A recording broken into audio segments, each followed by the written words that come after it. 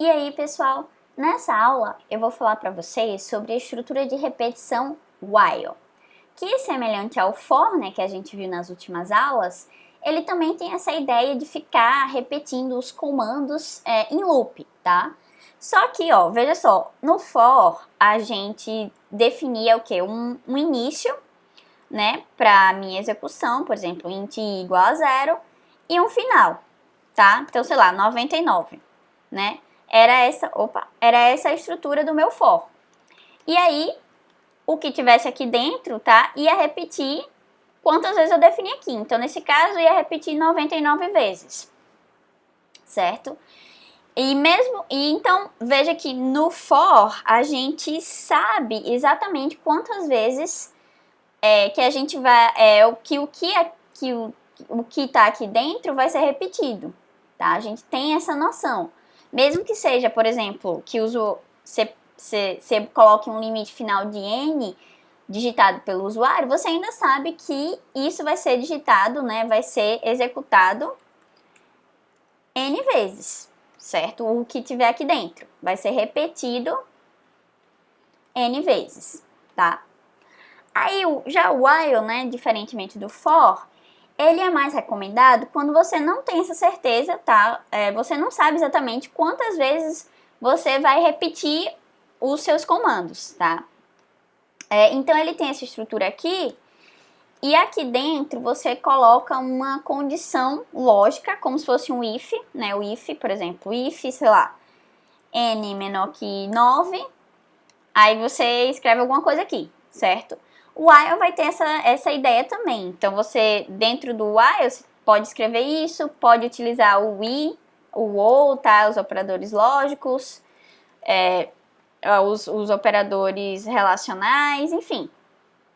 É bem semelhante aqui à estrutura do if, tá? O que é que você coloca aqui dentro do while. E aí vai ser o seguinte, você vai fazer, você pensa assim, você vai executar o que tiver aqui dentro enquanto isso daqui for verdade. Enquanto essa decisão aqui lógica for verdade, você vai executar o que tiver aqui dentro, certo? Vamos ver um exemplo mais prático de utilização aqui do while, tá? Então, ó, vou apagar isso aqui. E lembra que no exercício passado, eu pedi o quê? Para o usuário digitar entre 1 e 1000, né? Eu fazia esse pedido lá, um inteiro entre 1 e 1000. E aí, ó, int n, né? Eu chamei de int n, se não me engano. E aí a gente pedia, né? Esperava o usuário digitar esse inteiro, certo? Mas veja que, assim, nada me garante que o usuário não possa, por exemplo, se eu digitar -9, não vai acontecer nada, entendeu? Nada vai me garantir que ele realmente está digitando algo entre um inteiro entre 1 e 1000, tá? Aí eu poderia fazer o quê? Colocar aqui um if, né? Então, if, você quer o quê? Que, por exemplo, vamos colocar assim, se não estiver entre 1 e 1000, você vai escrever para o usuário número inválido. Se tiver entre 1 e 1000, você vai fazer alguma coisa, certo? Então, vamos colocar aqui, ó, if n menor ou igual, menor que 1, na verdade, né, para ser, ou seja, se for 0, ele é um número inválido, ou n maior que 1000, certo? Então, qualquer número fora dessa faixa de 1 em 1000, eu vou escrever o quê para o usuário? Ó, cout número inválido, certo? E aí o else, né? Então, se fosse alguma coisa válida, eu faria alguma coisa, tá? Faço alguma coisa. Então, ó, faço algo, tá? Enfim, aí vamos ver. Veja aqui, então, se ele digitar um número negativo, beleza, vai escrever número inválido, certo? Mas veja aqui, tipo, beleza, aí agora pra ele, tipo, ele errou, ok, ele se enganou e escreveu um número negativo. Aí veja que pra ele voltar de novo, tá, e corrigir o seu erro, vamos dizer assim, ele tem que fechar e rodar novamente. Aí, beleza, agora ele se enganou, então agora ele vai digitar certo e vai digitar o número 9, certo? Então, enfim, aí não tá fazendo nada porque eu não coloquei nenhum comando aqui dentro, tá? Então, veja que, enfim, toda vez que você quiser executar isso e, enfim, for der um número inválido, ele vai simplesmente sair do programa, vai dizer número inválido e vai sair do programa, tá? Aí, essa é um ótimo exemplo de como o while pode ser útil, tá? Porque o que, é que você pode fazer? Ó, você pode fazer o seguinte, vamos lá. Vou colocar aqui um while, ó, while. E aqui eu vou colocar essa estrutura de repetição aqui bem parecida com o do if, certo?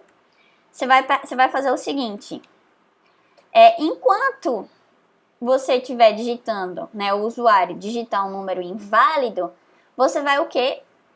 Escrever isso daqui, ó.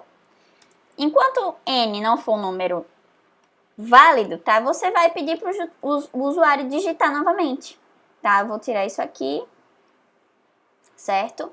E aí eu tenho que, sempre importante lembrar aqui, tá? Que eu vou ter que inicializar esse n, tá? Por quê? Aqui ele já vai fazer uma comparação, ele já vai perguntar se n é menor que 1, certo? Então, eu tenho que inicializar de uma forma que eu garanta que isso aqui seja executado pelo menos uma vez. Então, veja, eu vou botar n igual a, por exemplo, menos 1, certo? Aí, o que vai acontecer? Ele vai vir aqui e vai perguntar, ó, n é menor que menos 1? Sim, verdadeiro, tá? N é menor que menos 1, certo? Então, ele, já vai entrar aqui, certo? Então, quando ele entrar aqui, ele vai o quê? Digitar isso, escrever isso, né? E esperar que o usuário digite um N, tá? Então, por exemplo, ó, vou rodar aqui. Então, digite um inteiro entre 1 e 1000. Então, sei lá, veja que se eu colocar um inteiro qualquer 8, o programa vai parar. Agora, veja o que acontece se eu colocar um número fora da faixa. Por exemplo, menos 7. Veja que ele mandou eu escrever de novo, certo? Ó, ele manda eu escrever de novo. Enquanto o número não tiver na faixa que eu quero, ele fica pedindo para o usuário digitar novamente, entendeu? Até que seja um valor válido, entendeu? Então, por exemplo, vou botar aqui 2000, né? Fora da faixa.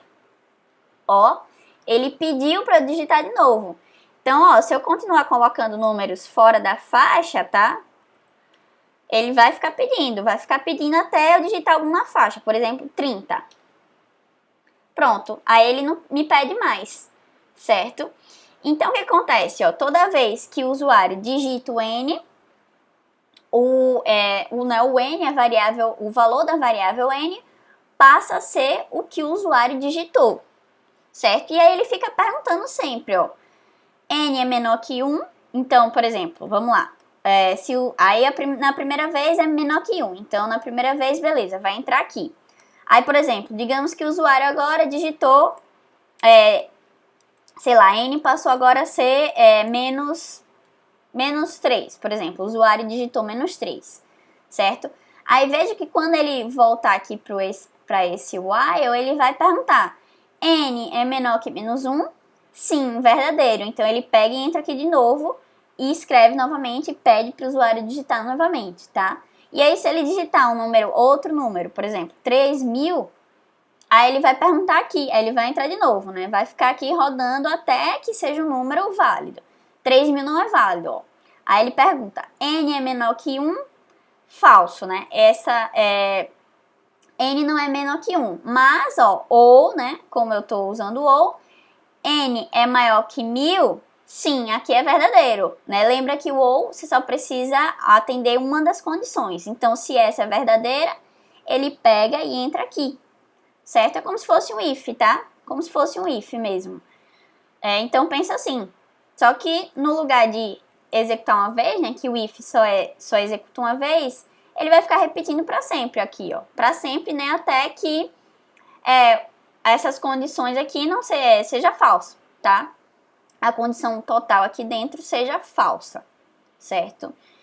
Então, esse é mais ou menos um exemplozinho aí de como o while pode ser útil, tá? Novamente, eu vou colocar exercícios aqui para a gente ir captando melhor essa estrutura de repetição.